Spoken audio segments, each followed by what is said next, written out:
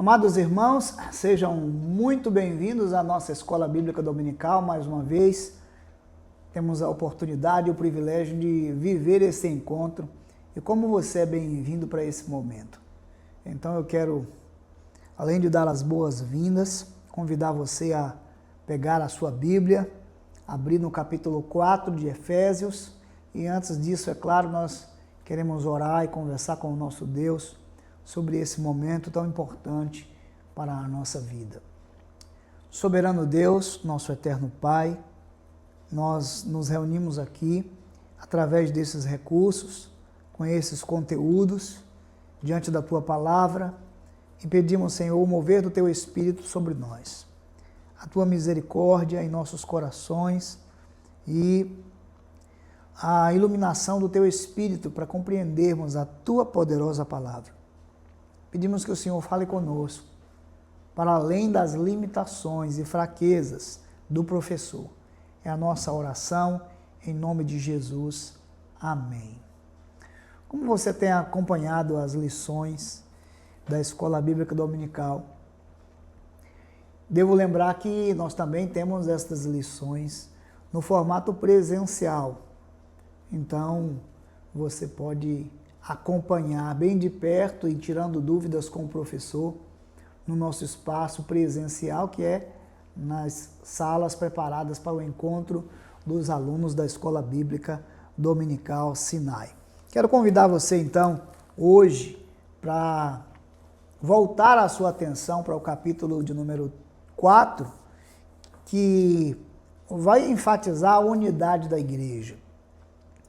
E é tão importante a gente passar por esse capítulo porque ele tem as informações fundamentais sobre a unidade da igreja. Então, venha conosco participar nesse momento. Eu quero convidar você para a leitura desse texto. Nós vamos ler em dois blocos. Primeiro, de 1 a 6, quando nós vamos encontrar aqui uma descrição específica sobre a unidade da fé. E depois, de 7 a 16, quando nós vamos encontrar aqui uma declaração sobre o santo ministério e o serviço dos santos. Então, vamos juntos, abra a sua Bíblia, Efésios capítulo 4, 1 a 16, a unidade da fé.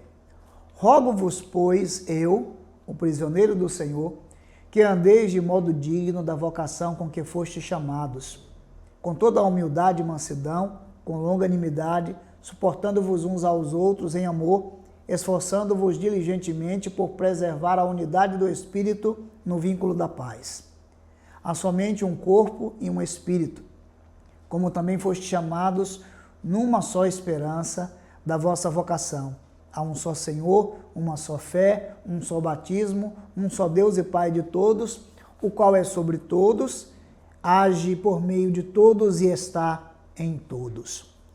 Esse é o contexto do verso 1 até o verso de número 6. Está mais focado na unidade, tanto que nós vamos encontrar aí 7 pilares fundamentais para entendermos a unidade. Agora vamos, na sequência, ler os versos de 7 a 16, que fala sobre o santo ministério e o serviço dos santos.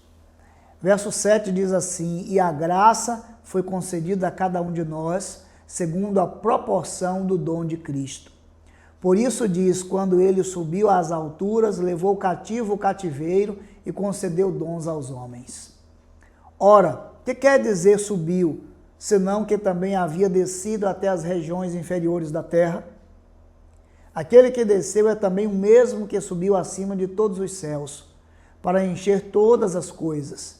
E ele mesmo concedeu uns para apóstolos, outros para profetas, outros para evangelistas, outros para pastores e mestres, com vistas ao aperfeiçoamento dos santos, para o desempenho do seu serviço, para a edificação do corpo de Cristo, até que todos cheguemos à unidade da fé e do pleno conhecimento do Filho de Deus, à perfeita varonilidade, à medida da estatura da plenitude de Cristo, para que não mais sejamos como meninos agitados de um lado para o outro e levados ao redor por todo o vento de doutrina, pela artimanha dos homens, pela astúcia com que induzem ao erro. O verso 15 diz, mas seguindo a verdade em amor, cresçamos em tudo naquele que é a cabeça, Cristo, de quem todo o corpo bem ajustado e consolidado pelo auxílio de toda a junta, segundo a justa cooperação de cada parte, efetua o seu próprio aumento para a edificação de si mesmo em amor.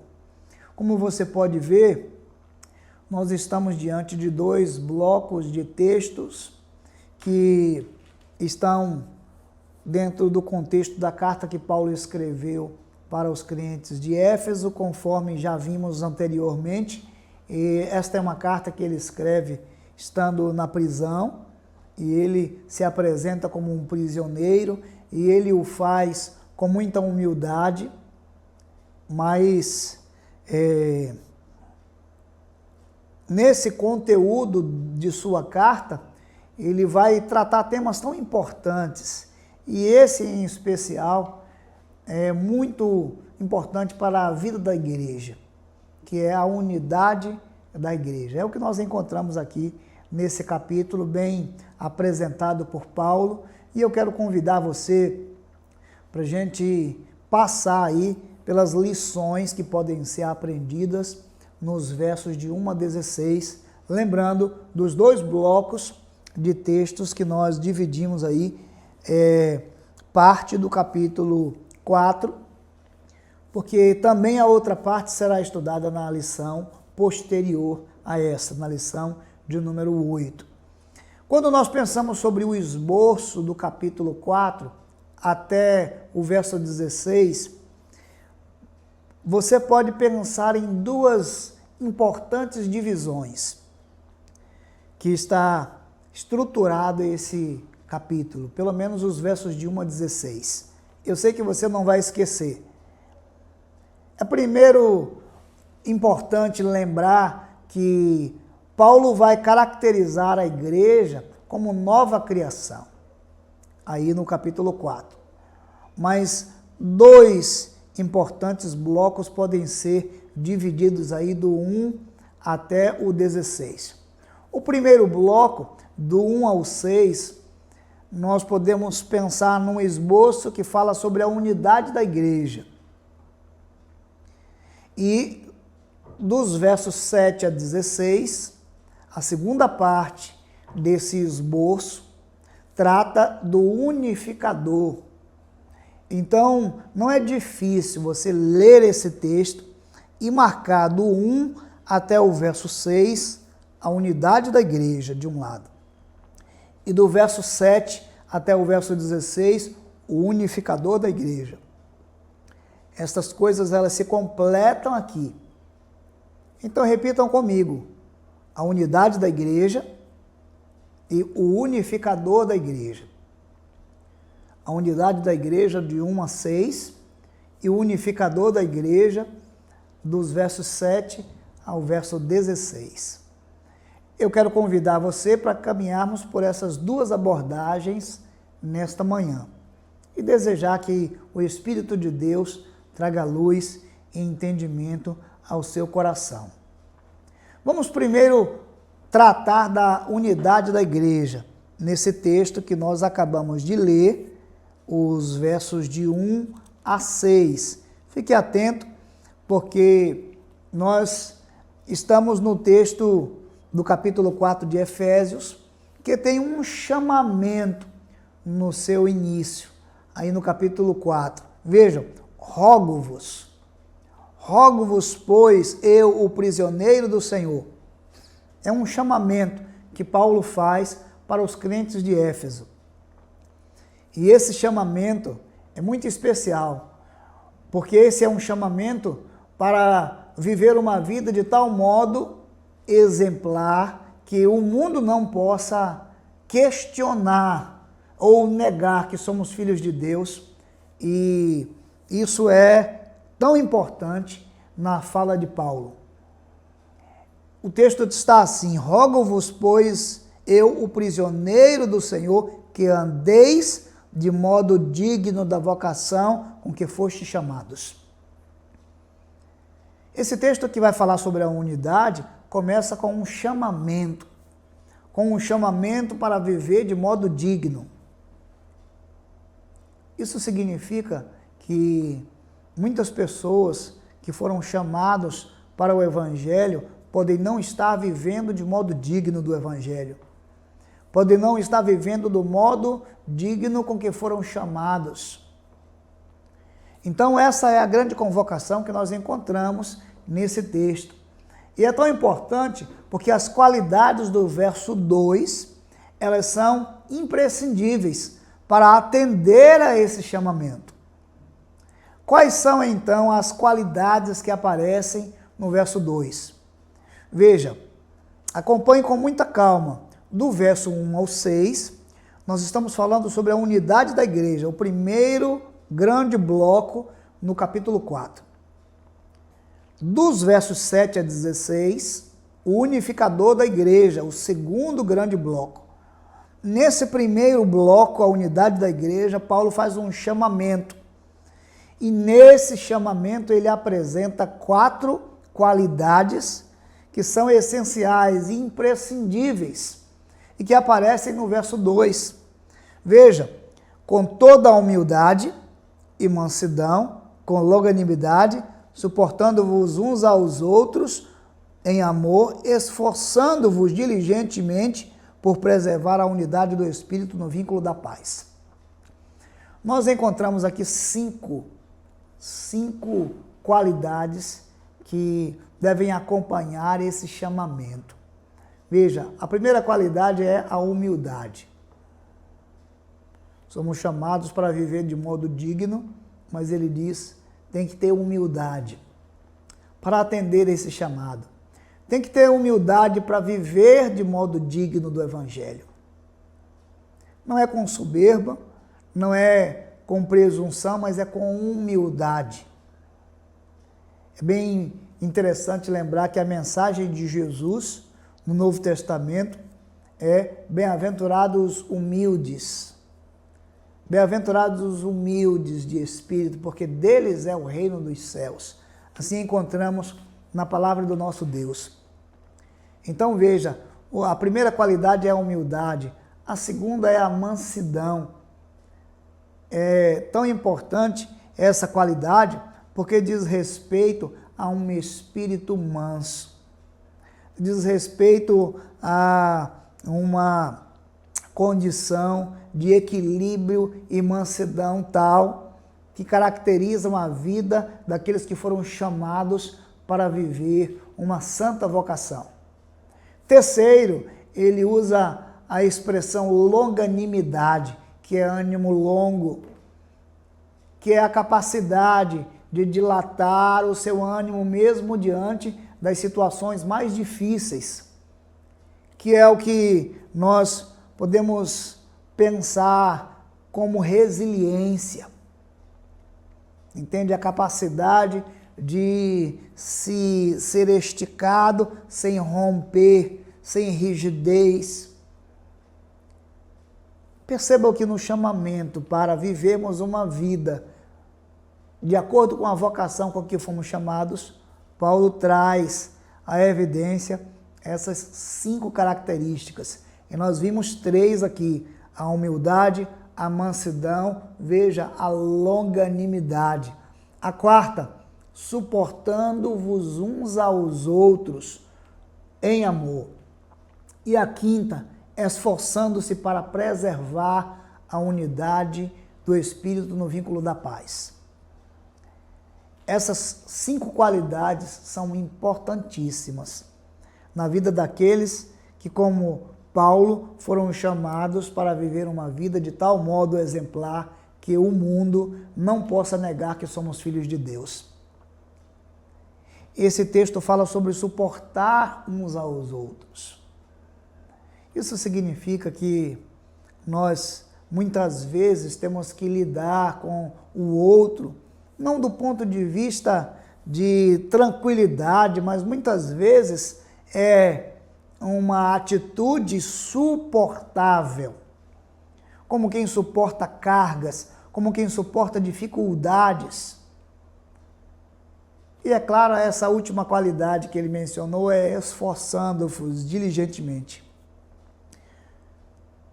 Podemos resumir então essas 5 características ou qualidades: humildade, mansidão, longanimidade. Veja, suportai-vos uns aos outros e esforçai-vos. Quando pensamos num texto que fala sobre unidade, essas características são requeridas por Paulo para que de fato possa haver essa unidade. Querido irmão, não pode haver unidade se não há humildade. Não pode haver unidade se não há mansidão. Já o texto de Provérbios declara que uma palavra dura, ela suscita a ira. A palavra branda, mansa, ela acalma o furor. Então veja, não pode haver unidade sem mansidão. Não pode haver unidade sem longanimidade. Não pode haver unidade sem suportar uns aos outros. E não pode haver unidade sem o esforço diligente para preservar esta unidade. De posse dessas bases, Paulo então vai seguir para apresentar 7 fundamentos cristãos para a unidade, 7 pilares que nós chamamos para fundamentar a unidade.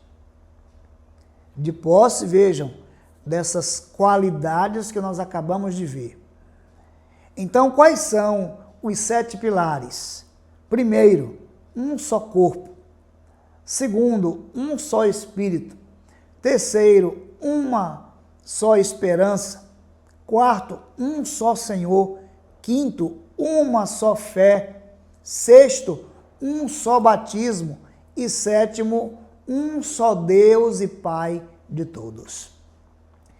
Esses são os pilares que fundamentam a unidade dos cristãos. Esses são pilares do cristianismo. A unidade dos 7 elementos que formam os alicerces do cristianismo, elas apelam para a unidade correspondente entre os membros do corpo de Cristo. Então vamos ter uma visão assim breve sobre essa unidade que está fundamentada em 7 pilares. O primeiro pilar, Paulo disse que é um só corpo. Vejam, há somente um corpo, disse Paulo no verso de número 4. Marque na sua Bíblia, esse é o primeiro pilar. O que significa? Significa uma unidade mística, que é resultado da união de todos os que pertencem a Cristo. Um só corpo. Aqui há uma figura de linguagem, como um corpo humano que é caracterizado por muitos membros. Um corpo humano que é caracterizado por muitos membros. Entende? Cada membro com uma função, mas todos formando um só corpo. A igreja local não é todo o corpo. A denominação não é todo o corpo. Mas a igreja de natureza mística espalhada no mundo inteiro, ela sim forma um só corpo. E isso aponta para o propósito de Deus. Não existem 2 corpos. Não existem muitos corpos. Paulo fala dessa unidade dizendo que todos nós, independente da quantidade que nós somos, nós formamos em Cristo um só corpo. Isso aponta então para o propósito. Para fundamentar a unidade, Paulo então apresenta o segundo fundamento, que é um só Espírito. Veja, todos os que são unidos a Cristo, eles estão unidos pela operação do Espírito. É muito interessante porque agora ele fala do agente desta unidade. O Espírito Santo de Deus é quem convence. o mundo do pecado, da justiça e do juízo. Então é a operação do Espírito que une as pessoas em Cristo. Se o primeiro fundamento é que somos um corpo, o segundo fundamento é que só há um só Espírito. Ele, por meio dele, ele é o agente desta unificação de todos os membros do corpo. O terceiro pilar que nós encontramos nas palavras de Paulo é uma só esperança, ou seja, um único alvo para todos, a salvação completa em Jesus. Nós podemos chamar isso de o alvo. Percebam, primeiro, o propósito, um só corpo. Esse é um pilar grandioso. Segundo, um só Espírito. Isso é o agente da unidade. Terceiro, uma só esperança. Isto é o alvo da unidade, que é a vida eterna. Todos temos esta esperança em Cristo. O quarto pilar, ele disse, há um só Senhor. Isso significa uma única autoridade sobre todos. Jesus Cristo é o cabeça da igreja. E isto aponta para a autoridade. O quinto pilar é uma só fé. Isso significa uma única atitude que nos coloca em submissão a Cristo. Isto é a atitude. O sexto pilar, um só batismo. Isto é uma identificação completa com a morte e com a ressurreição de Jesus. E o sétimo pilar, um só Deus e Pai de todos, que é a força unificadora da igreja, a fonte de toda a unidade da igreja. Então, esses 7 pilares apontam para 7 coisas específicas. O primeiro pilar, um só corpo, aponta para o propósito. O segundo pilar, um só Espírito, aponta para o agente. O terceiro pilar, uma só esperança, aponta para o alvo. O quarto pilar, um só Senhor, aponta para a autoridade. O quinto pilar, uma só fé, aponta para a atitude. O sexto pilar, um só batismo, aponta para o símbolo. E o sétimo pilar, um só Deus e Pai de todos, aponta para a fonte. E é tão interessante porque é muito completo o verso 6. Um só Deus e Pai de todos, o qual é sobre todos, age por meio de todos e está em todos. É tão completo esse texto e essa fonte, queridos irmãos. O mesmo Deus que age em mim é o Deus que age em você. Muitas vezes nós acreditamos que alguém tem maior intimidade com Deus. E às vezes pensamos que ele tem privilégios que eu não tenho. Mas esse é um texto tão importante, porque ele mostra que na unidade, Deus e Pai, ele é o Pai de todos. Ele é sobre todos. Ele age, vejam, ele age por meio de todos. E que coisa linda, e ele está em todos. Deus está aqui. Deus está aí com você. Faz sentido? Você compreendeu a importância, então, do capítulo 4, os versos de 1 a 6, quando nós falamos sobre a unidade da igreja. E logo nós encontramos aqui um chamamento para viver uma vida de acordo com a vocação que fomos chamados. Nesse chamamento para viver essa vocação, o texto nos aponta 5 qualidades que são exigidas daquele que deve viver segundo a vocação com que foi chamado. A primeira qualidade é a humildade, A segunda, a mansidão. A terceira, a longanimidade. A quarta, o suportar-vos uns aos outros. A quinta, esforçar-se para manter o vínculo, para manter a unidade do Espírito no vínculo da paz. Então, dos versos 1 ao 6, nós encontramos aqui a unidade dos 7 elementos que formam os alicerces do cristianismo. E essa unidade apela para a unidade correspondente na vida daqueles que confiam nesses fundamentos e nesses pilares. Esse é o bloco de número 1, a unidade. Passemos então ao bloco de número 2. Antes eu quero fazer uma pausa e perguntar para você, você entendeu? Faz sentido isso? Você compreende como o próprio Deus opera a unidade da igreja por meio da Trindade? Deus o Pai, Deus o Filho e Deus Espírito Santo? Que bom, que o Senhor continue também dando direção, iluminando o seu coração. A segunda parte, então, dos versos 7 a 16, nós vamos encontrar as características do trabalho do unificador.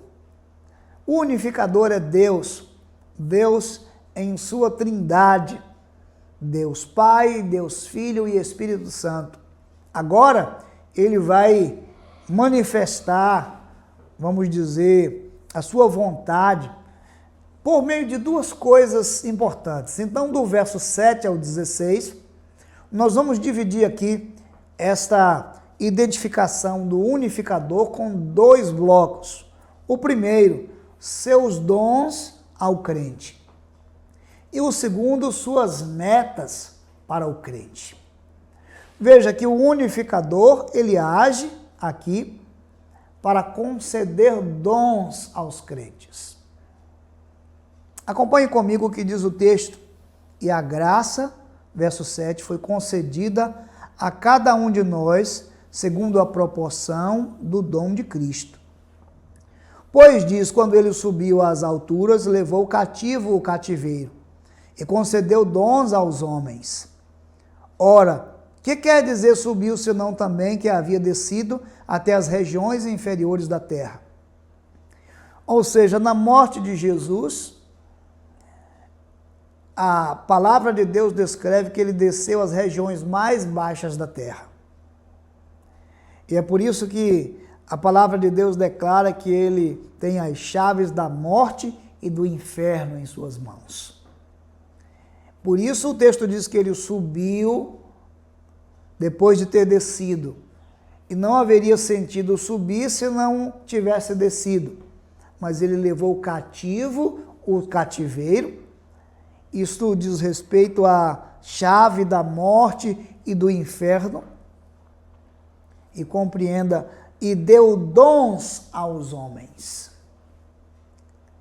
Nós estamos diante de um texto que demonstra que o unificador, por meio de seu Filho, ele concede dons.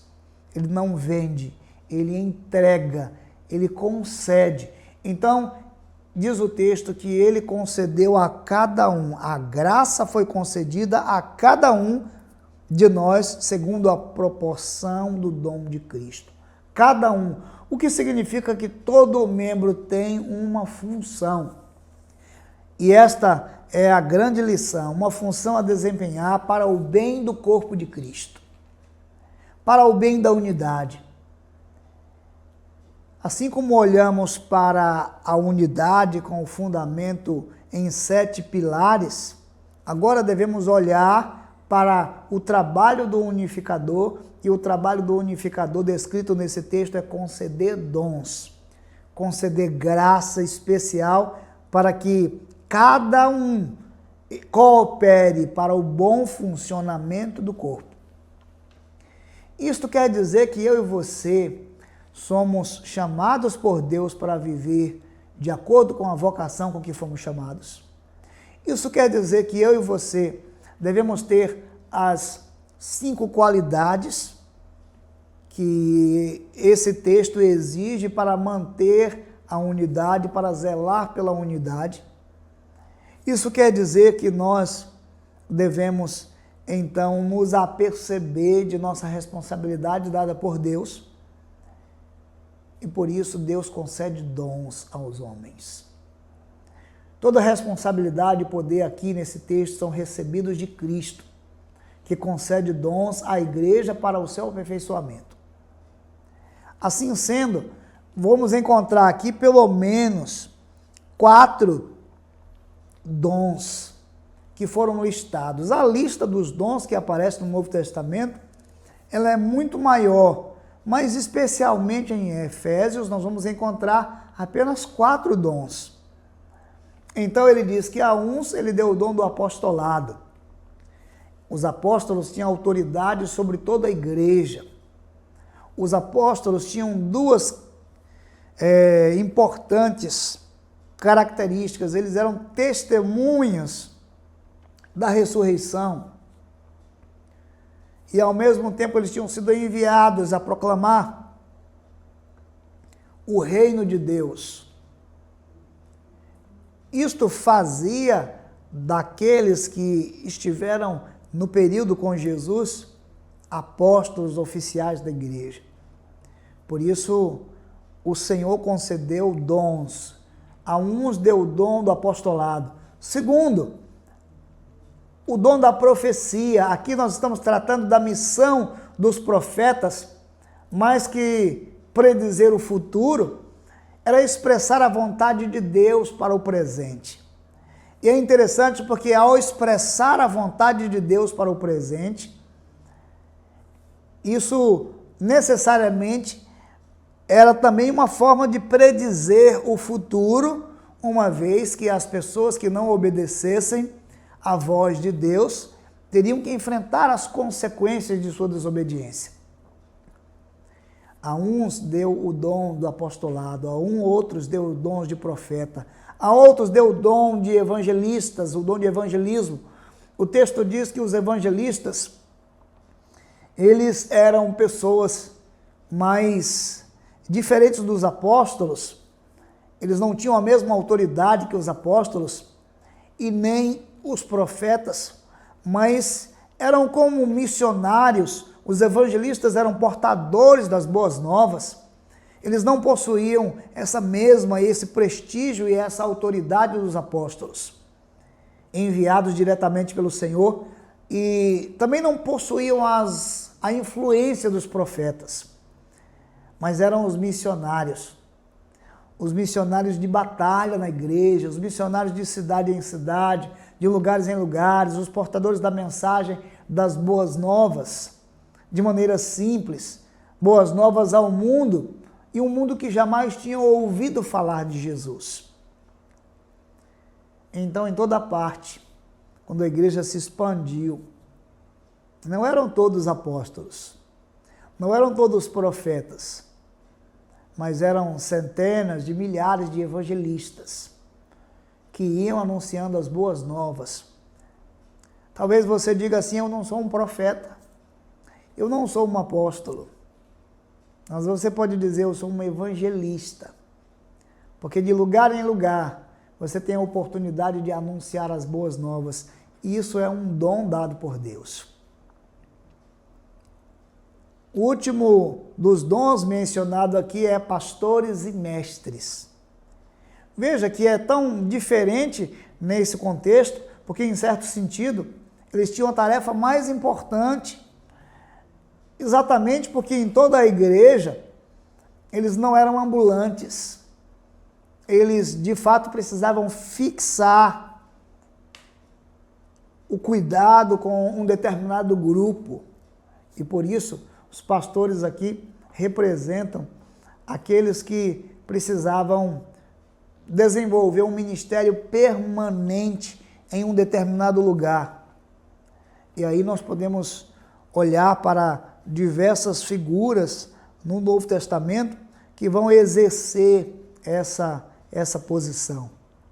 Timóteo, o jovem Timóteo, também vivendo essa responsabilidade, tendo o desafio de liderar esta igreja, a igreja de Éfeso, e assim sucessivamente. Igrejas estabelecidas em locais específicos, onde pastores e mestres poderiam ensinar.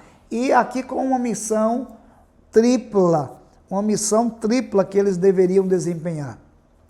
A Junta de Missões Nacionais escreveu um livro muito interessante, baseado nessa missão tripla, o que ele chamou de as 3 coisas que todo pastor deve fazer. E ela apresenta isso com base em Efésios, ao dizer que as 3 funções principais do pastor, as 3 coisas é orar, pregar a palavra e multiplicar líderes. Veja que no contexto de orar, ele diz, deve ser uma pessoa de oração, deve ser uma pessoa que ore por seu povo e que crie uma cultura de oração. Depois ele diz, pregar a palavra, que pregue a palavra, que comunique para transformar e que pregue com poder. Isso diz respeito a ensinar o rebanho. Depois ele diz, multiplicar líderes, ou seja, capacite membros para o ministério, que multiplique, que reproduza líderes para a glória de Deus.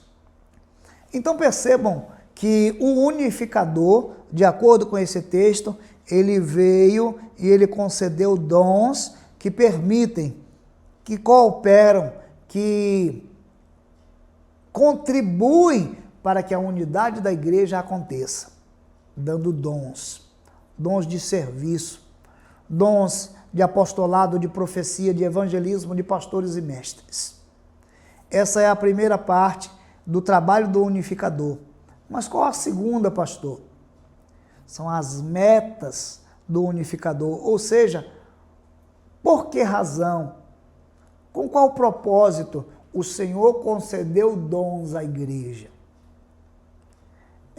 Preciso dizer que agora as metas para cada crente, elas passam por 3 importantes aspectos.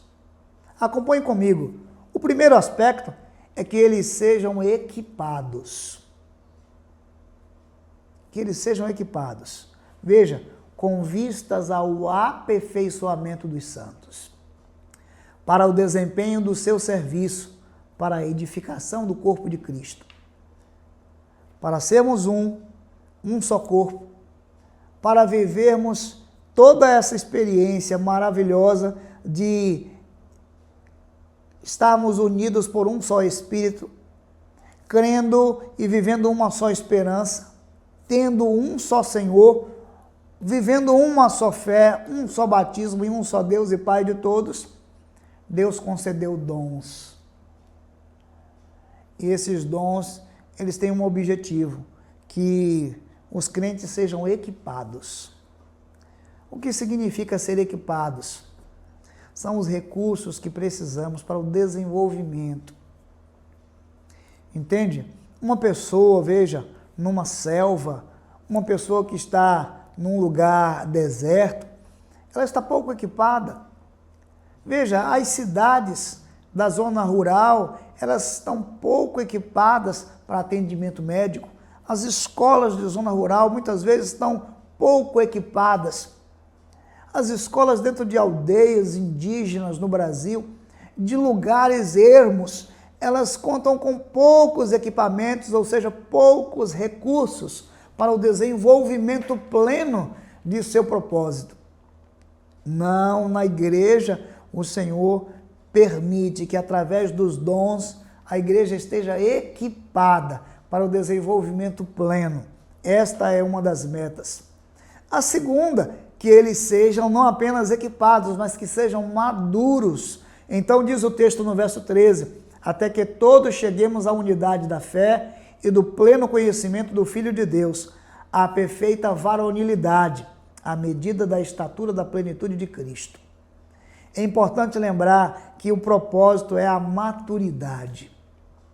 Equipados para a edificação, mas também para crescer e amadurecer, para sermos fortalecidos, que eles sejam equipados, que eles sejam maduros. Por fim, que eles sejam firmes. O verso de número 14 diz: para que não mais sejamos como meninos, agitados de um lado para o outro e levados ao redor por todo o vento de doutrina, pela artimanha dos homens, pela astúcia que induzem ao erro. Para não mais sermos como meninos, agitados, levados ao redor por todo o vento de doutrina, pela artimanha dos homens, pela astúcia que conduzem ao erro. Queridos irmãos, ao olhar para esse texto, nós percebemos quão é importante a unidade da igreja. O Senhor nos chamou para viver esta vida de unidade. Nos chamou para viver de acordo com a vocação com que fomos chamados. Isso exige de nós qualidades. Essas qualidades, elas fundamentam os pilares, os 7 pilares da unidade. E o trabalho que o Senhor Deus realiza para que nós nos tornemos cada vez mais um em Cristo é conceder dons, com o propósito de que você seja aperfeiçoado cada vez mais. Quando pensamos sobre a igreja nos nossos dias, você continua crescendo, você está unido a Cristo Jesus, você pode dizer que é um com Cristo, você pode dizer que estas qualidades que devem existir na sua vida, elas estão acontecendo agora? Eu quero terminar com o texto que vai colocar essas duas coisas diante de nós. Diz o texto: mas seguindo a verdade em amor, cresçamos em tudo naquele que é a cabeça, Cristo, de quem todo o corpo bem ajustado e consolidado pelo auxílio de toda a junta, segundo a justa cooperação de cada parte, efetua o seu próprio aumento para a edificação de si mesmo em amor. Nós temos aqui duas coisas juntas nesse momento. Uma é a unidade da estrutura do corpo inteiro. Veja, o texto diz que todo o corpo bem ajustado e consolidado pelo auxílio de todas as juntas. Isto é a unidade de estrutura do corpo inteiro. E agora a variedade de função nas suas partes. Tudo isso representa requisito para o crescimento. Todas as partes, cada uma tem uma função. Deus deu dons à igreja. Somos como um corpo. Cada membro, cada crente, cada pessoa tem um dom, tem uma função. Mas nós nos unimos e exercitamos nossos dons e estamos ligados de tal maneira que isso permite o crescimento saudável da igreja. Que Deus abençoe a sua vida nesta manhã. Que o Senhor traga luz e entendimento ao seu coração. Que você seja edificado e seja achado em unidade com o Pai, com o Filho e com o Espírito Santo de Deus. Quero orar por você nesse instante e orar com você. Nosso Deus e Pai, celebramos a palavra poderosa que de Paulo ouvimos, inspirada pelo Espírito do Senhor. A unidade da igreja é propósito divino e o Senhor então nos chamou para viver de maneira digna da vocação com que fomos chamados. Senhor, faz brotar em nós as qualidades que são essenciais para viver esta unidade. E então nós pedimos que o Senhor amplie os dons sobre a tua igreja e conceda os dons a cada um dos teus filhos, para que unidos possam servir em funções diferentes. Um só corpo, mas muitas funções. Que tudo isso esteja em convergência para o crescimento do corpo da igreja e para a exaltação e glória do teu nome. É a nossa oração e nós a fazemos em nome de Jesus. Amém. Que Deus abençoe você até o nosso próximo encontro. Se Deus quiser, um grande abraço.